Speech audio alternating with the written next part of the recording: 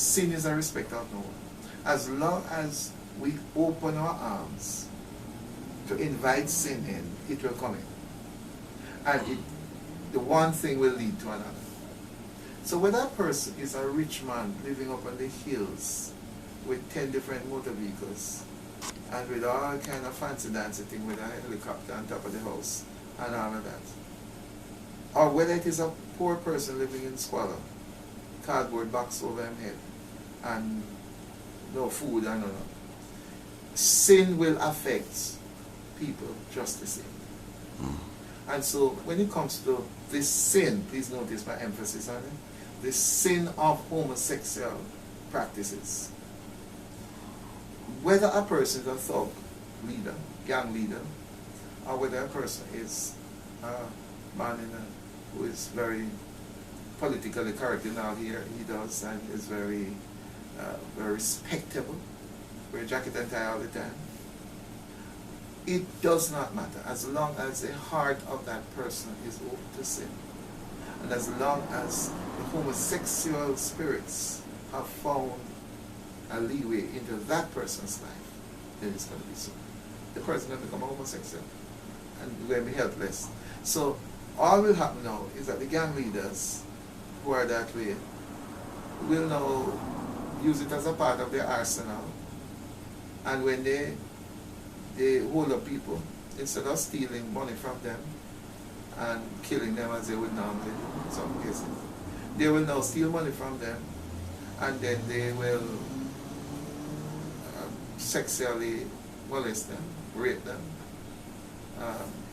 man-to-man kind of thing, and then do whatever else. So it becomes a part of it. See?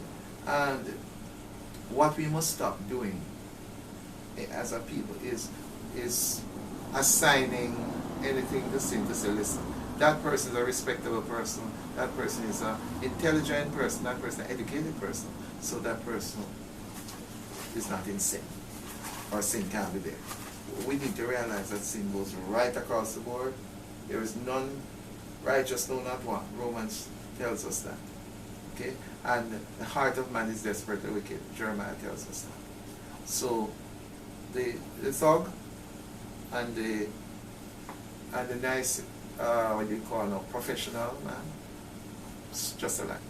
It has nothing to do with intelligence level or whether what stage in society or what economic, socioeconomic background. Sin affects everyone. Now, in addition to that, there is a matter of the media and what's hot and what's not kind of thing. And so both the print media and the electronic media are bringing to people things to say, well, nothing is wrong with this, nothing is wrong in exploring and trying this, and we all have different orientations and so on. And so the media is now bombarding people as if it is like a, where you call now, where you have a multiple choice question, where you can tick off anyone you want, and anyone you think is correct. That's how it is now. So the media has pushed that.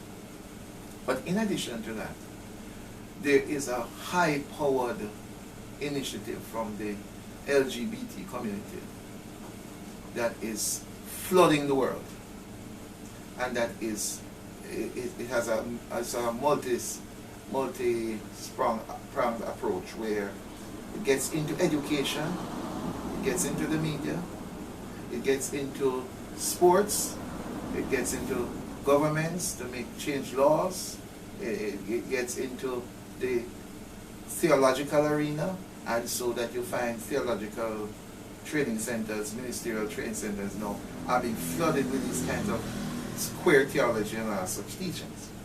So when you have people being flooded like this with something, then it becomes like, it must be okay if everybody's saying it's okay. If the media is saying this is just another orientation that you, so people are now trying and experimenting and running away from taking responsibility as man or as woman, and they're doing all kinds of things. In addition to this, there is also the feeling or the perception in many places that the Bible and Christianity and the church not saying anything. So there is a discrediting of God's word, a playing down of it, and worse now when theologians are saying that God never meant what he said concerning homosexuality. And so it makes it easier to get drawn into this kind of practice. There's also big money in it as well. The homosexual organization, there are a lot of rich organizations, homosexual, that are pumping money into getting the world to go in that direction. And as indicated earlier, in the book I'm writing, I have discovered in my own research multitudes of organizations that are financing this initiative.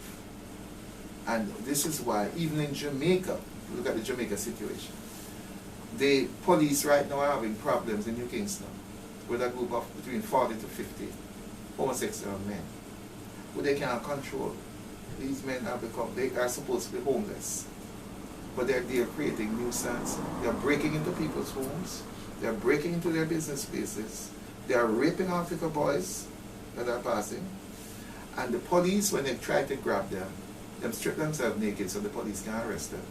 Or they just consult their lawyers. And there are at least 4 homosexual lawyers who are within easy access, and they are able to draw on them, and the police have to let go of these folks. So what I'm saying is that it is a whole networking. It's not a single answer. It's not just one thing that drives or fuels this thing, but it's coming from different directions. We look also at what's happening in the University of Technology. That's not a big issue. It's not a simple thing.